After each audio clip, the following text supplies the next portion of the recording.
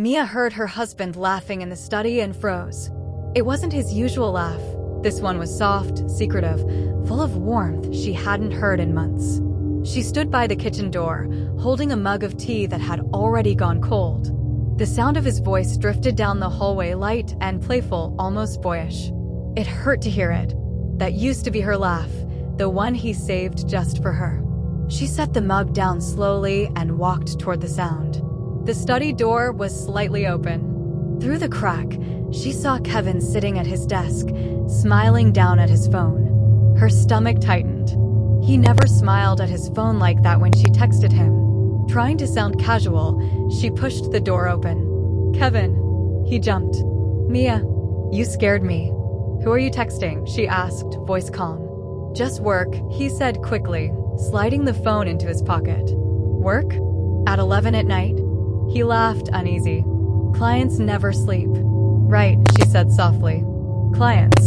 But she didn't believe him. Not anymore. That night, while Kevin slept beside her, Mia lay awake staring at the ceiling. Her mind kept circling the same thought. Who was he laughing with? She reached for his phone, her hands shaking.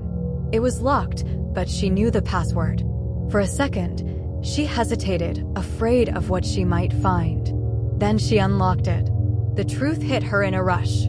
There it was, a chat with someone saved simply as L. She opened it and felt her chest tighten. Flirty messages. Late-night confessions. Pictures, small smiles, teasing words. "L, I miss your laugh." "Kevin, you'll hear it soon. She's going away this weekend." Mia scrolled further and found the one message that shattered her completely. "Kevin, she's a good person, but we've grown apart. You make me feel alive again." Alive. That word stung the most, because it meant she wasn't enough anymore. She placed the phone back quietly. The room was dark and still, but inside her, something burned. It wasn't sadness anymore. It was a sharp, clear kind of anger. Cold and steady. The kind that plans instead of cries. By morning, she had a plan. She made breakfast as usual and even kissed him goodbye. When he mentioned working late again, she smiled and said, "Of course." "I understand." As soon as he left, she opened her laptop. She searched his photos and found her a woman with auburn hair and dimples. A work photo labeled Lena Ward, marketing assistant. Pretty, young, confident. Perfect. Mia created a new Instagram account using a fake name. She followed Lena and began liking her photos, leaving kind comments. Within a day, Lena followed back. Easy. Next, Mia posted a photo of Kevin from an old event, him smiling with coworkers. She added a short caption, "Such a charming man, can't believe he's finally moving on, winking face."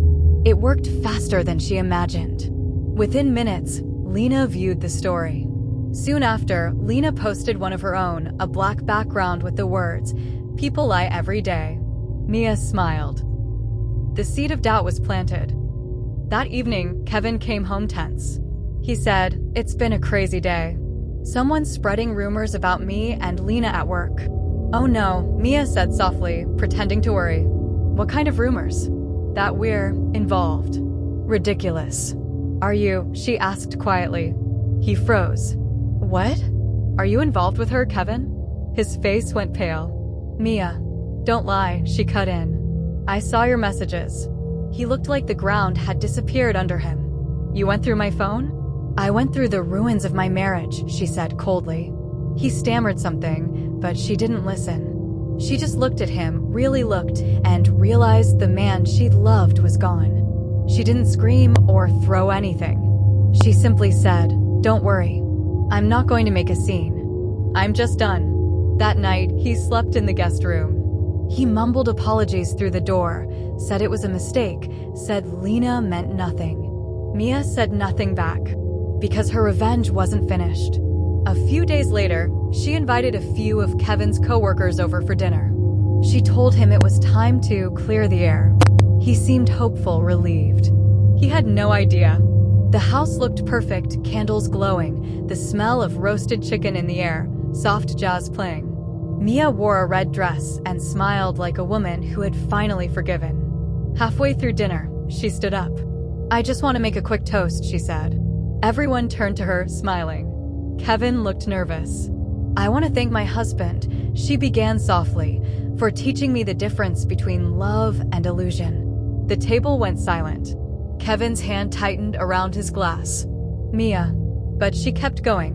You know, it's funny how people can lie so beautifully that you almost forget what truth feels like. She turned to the others, her voice calm and clear. And I'd also like to thank his assistant, Lena, for reminding me that fairy tales are for fools. Gasps. Whispers. Kevin's boss frowned. Lena? As in your assistant? Yes, Mia said. The one he said was just work. Kevin stood abruptly. Mia, that's enough. Oh no, she said, smiling faintly. I'm just getting started. She pulled out her phone and played a recording, Kevin's voice, low and unmistakable. You make me feel alive again. She's just there. Like background noise. Then why not leave her? Because she'd destroy me if she knew. Silence swallowed the room. Mia looked at him, calm and composed. You were right about one thing, Kevin, she said quietly. I would. Then she set her glass down, nodded politely to the guests, and walked out. By morning, word had spread through his office. Kevin's boss called him in for a discussion. Lena deleted her social media. Their affair became an open secret. And Mia? She was already gone. She packed her suitcase, left the house before sunrise, and checked into a small hotel across town. She didn't answer his calls. Not the first 10, not the next 20. When his messages came, desperate apologies, half excuses, guilt written between every line, she read only the last one. You didn't have to ruin me like this. Her reply was simple. I didn't ruin you, Kevin. You did that yourself. Then she blocked him. For the first time in years, Mia felt light, free. She began rebuilding herself, quietly and steadily. She walked in the park each morning, learned to cook for one without feeling lonely, laughed at movies she once watched in silence. Pain didn't vanish overnight, but slowly it turned into peace.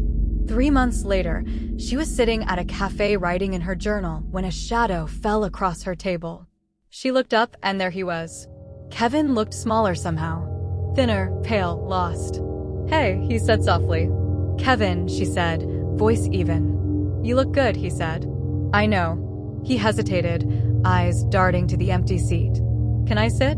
She nodded once. I just wanted to say. I'm sorry, he said, his voice low. I lost everything. My job. My friends. Lena's gone. I'm sorry to hear that, she said politely, though her tone carried no real sympathy. He leaned forward, desperate. I never meant to hurt you. Mia tilted her head. You did, though. You just didn't think I'd fight back. He swallowed hard. I still think about you. She smiled faintly. You should. I was the best thing that ever happened to you. For a moment, silence stretched between them.